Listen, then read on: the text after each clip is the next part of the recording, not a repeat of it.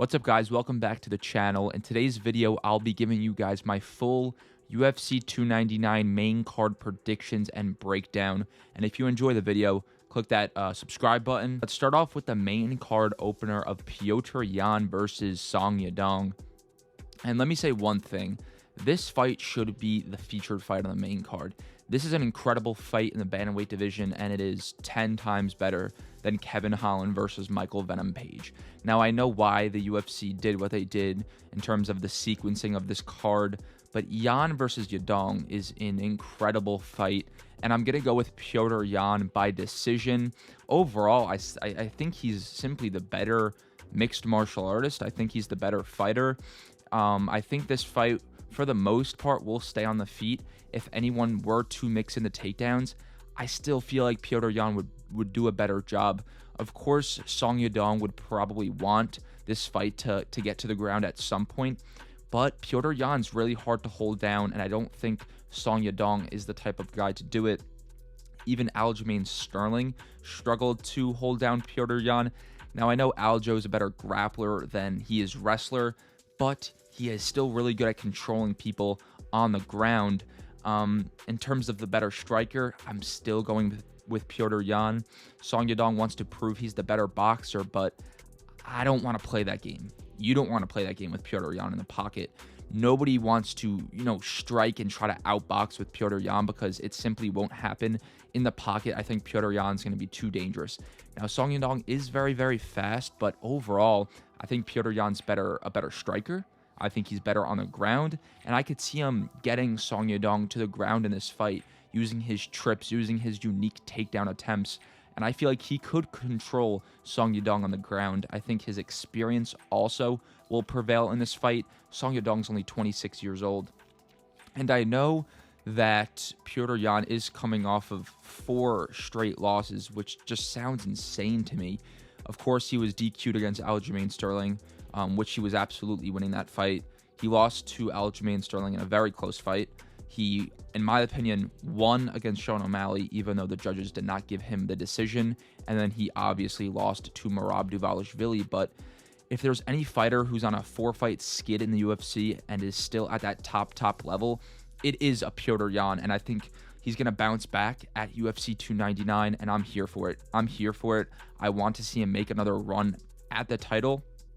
And if Yan and O'Malley both win, I know Petr Yan won't really deserve that title shot, but I need to see that rematch eventually. I really need to see that rematch eventually because I thought Petr Yan won that fight. As I said earlier, it was somewhat close, but in my opinion, I thought Yan clearly won.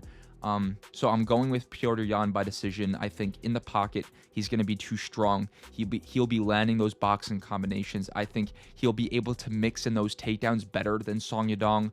And overall, I think he gets the decision victory. Not easily, but I think it'll be a clear win for Petr Yan. I don't see Song Yadong having too many moments on the feet. Maybe he'll catch Yan a few times, but not too many moments on the feet, and I don't think he'll be able to hold down Petr Yan on the ground. So yeah, give me Petr Yan by decision. I want to see him make another run at the title, and I think it's very possible. I still think he is the best bantamweight on the planet in terms of pure skill set, and his skill set is one of the most unique we've ever seen in the UFC. So overall, yeah, I said it, Petr Yan by decision. That's my prediction. Let's move on to the second fight on the main card, and that is Gilbert Burns versus Jack Della Maddalena. And this is also a really, really good fight. This fight card is really stacked, man. It's clear that the UFC want to build Sean O'Malley into that star. And this is a great fight for the main card. For my prediction, I'm going to go with Jack Della Maddalena by second round TKO or KO. Overall, I know I've said overall like 3 times. I don't know why I'm saying it, but I feel like Jack Della Maddalena's jab is going to give Gilbert Burns a very big problem in this fight. Just like Petr Yan, Jack Della Maddalena is one of the cleanest, slickest boxers in the UFC. Similar to Ilia Topuria as well, his ability, to mix it up, to go to the body, then to the head, is one of the best in the UFC. And of course, Gilbert Burns is solid on the feet. He's got a wicked right hand. It's super fast, super powerful, and I wouldn't be all too surprised if he were to catch Jack Della Maddalena in this fight. But if he were to win, I think Gilbert Burns needs to get this fight to the ground. And I think his grappling is kind of overrated. I know outside of the UFC, his jiu-jitsu is like one of the best we've ever seen, and his defensive grappling is one of the best we've ever seen, and he proved that in the UFC. And I'm pulling up the stats right here. Jack Della Maddalena has an 82% takedown defense, and I know he hasn't fought, the greatest fighters in the UFC. Basil Hafez was able to take him down 3 times. And Gilbert Burns has a 35% takedown accuracy, but I just don't see him getting this fight to the ground because I think it ends early. Gilbert Burns has been so susceptible to that jab in his career. Look at that Kamaru Usman fight. He was knocked down with a jab. And as I said, JDM has one of the cleanest jabs in the UFC right now. And I think he finishes Gilbert Burns in the second round. I don't see Gilbert Burns getting him to the ground, and I think JDM is the cleaner striker on the feet. I think he'll be able to mix it up really well, going to the body, going to the head, and in the second round, I could see him wobbling Burns with a jab and then getting it to the ground and finishing him with some ground and pound. And I think this could be the end of Gilbert Burns. Of course, he lost to Bilal Muhammad, but that was a kind of a weird fight because he was coming off of the couch with an injury.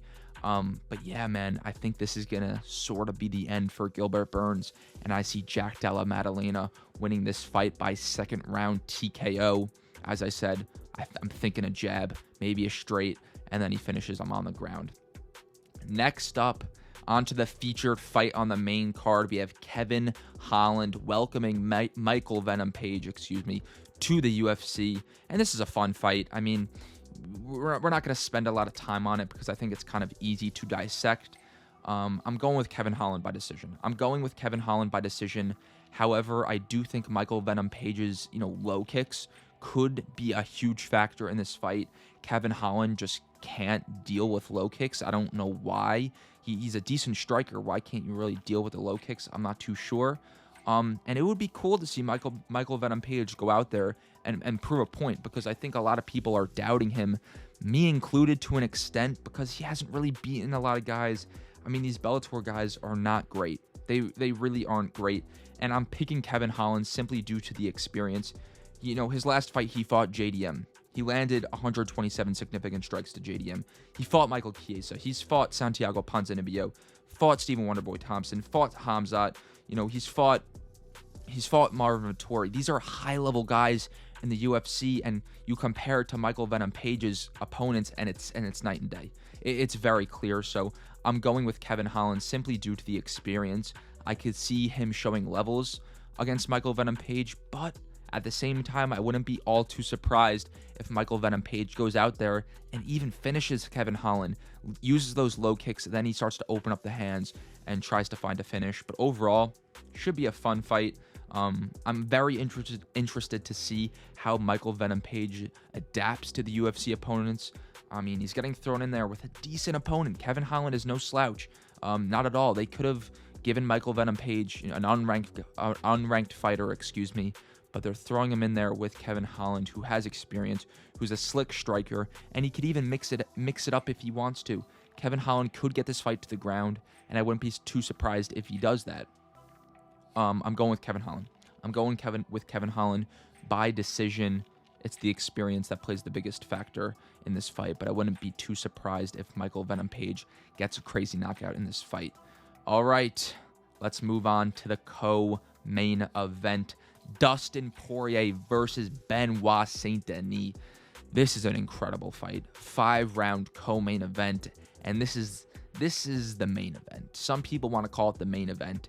It's going to be a bloody war.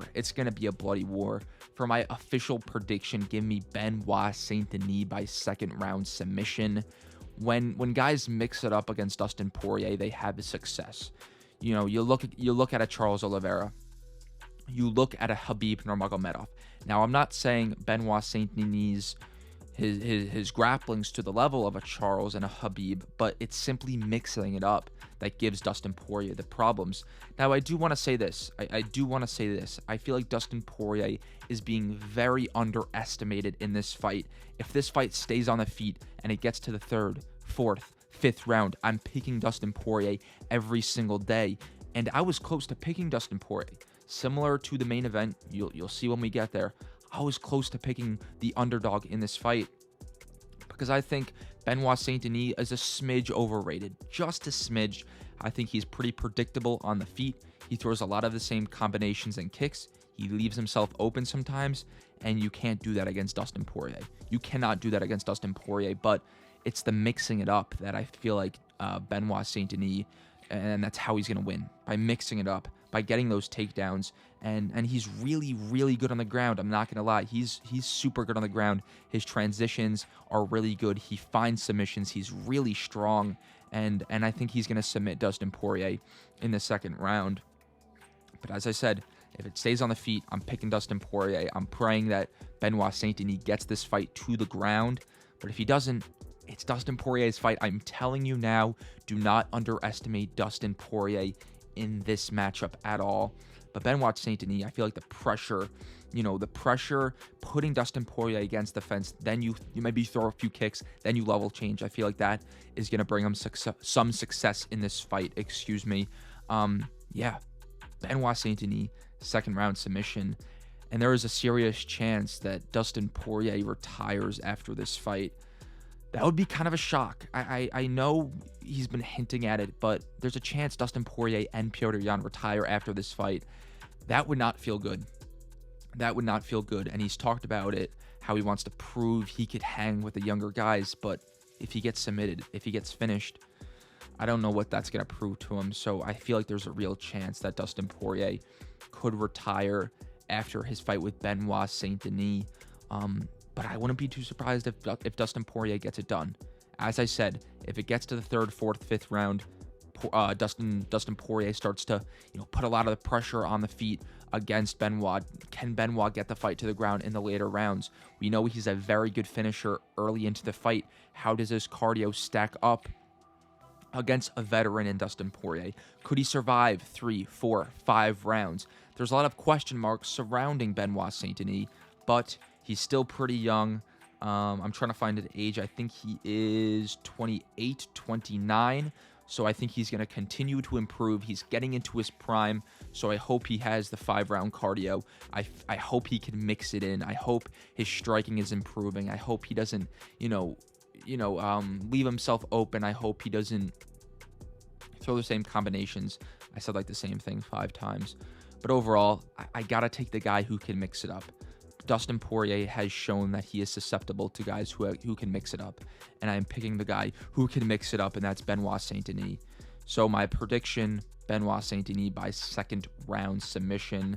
I could see like a rear naked choke, maybe an arm triangle, something that's going to catch Dustin maybe as he's scrambling. So yeah, Benoit by second round submission.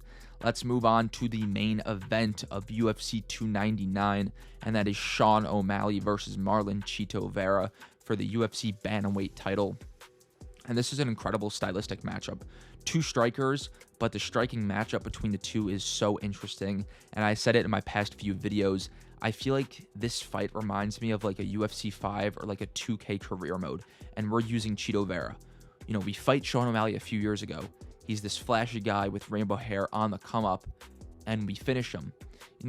Maybe the fight doesn't go exactly how many of us think.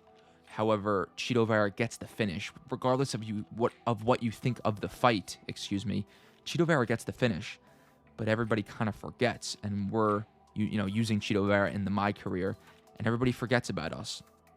And then a few years down the line, Sean O'Malley's this big star. He's the guy with the championship belt. But we worked the hard way. We got here the hard way. We're Ecuadorian born, or I don't even know if that's how you say it, but we're from Ecuador. We were born in Ecuador. We got here the hard way, and now we're going to come up and try to prove that we actually beat Sean O'Malley and that we're the actual best bantamweight in the world. So I love this matchup. I hope I explained that well. I'm trying to get my thoughts over to you guys in a great way. But overall, if I had to make my prediction, I'm going to say one thing. For the entire fight week, for a few weeks now, I said I'm picking Chito Vera by a 4th or 5th round knockout. And in my gut, I have a weird feeling that he's going to get it done. And this fight reminds me of Volkanovski versus Topuria. After Ilia Topuria beat Bryce Mitchell, I said he's going to go out there and knock Alexander Volkanovski, and I was confident of it. And then a day before the fight, I switched my prediction to Volkanovski. And lo and behold, Topuria goes out there and knocks out Volkanovski. So was that fight trying to prove to me that I got to trust my gut? I don't know. Am I making the same mistake 2 times in a row? I might be, but I am picking Sean O'Malley by decision. I am picking him by decision. I have to bet on the better fighter who's a better striker. And I feel like he will be able to mix it up too.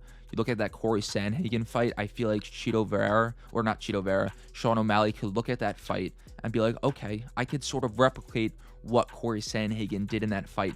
I could overwhelm him with volume in the first 1, 2, 3 rounds. And then maybe if I need to, I could go to my wrestling to, coast in the 4th and 5th round.